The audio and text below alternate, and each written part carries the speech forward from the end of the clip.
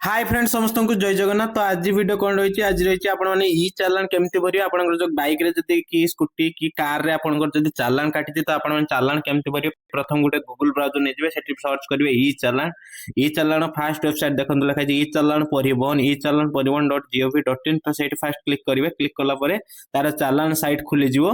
तो एठी देखंतु लिखा है चालान नंबर भेहिकल नंबर तो आपनकर जदी मेसेज बॉक्स चालान नंबर जदी आछि तो चालान नंबर फिलअप करेंगे ना भेहिकल नंबर भी आपण मैंने चेक करेंगे चालान केमिति काटी कौटी काटी देखिपारे। तो आपण मैंने भेहिकल नंबर उपर क्लिक करेंगे भेहिकल नंबर आप गाड़ी आगे जो पक्ष नंबर प्लेट थाए से भेहिकल नंबर कहुए से आप गाड़ी नंबर भरवे।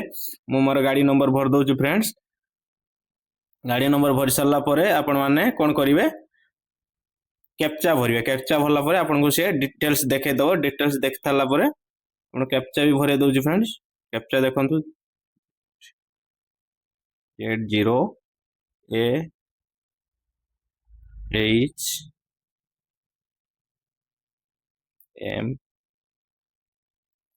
देखो फ्रेंड्स कैप्चा भरदेली कैप्चा भर सारा गेट डिटेल्स क्लिक करेंगे। देखो गेट डिटेल्स क्लिक कला देखो लिखाई चैनल नॉट फाउंड ये देखो तले लिखाई चैनल नॉट फाउंड।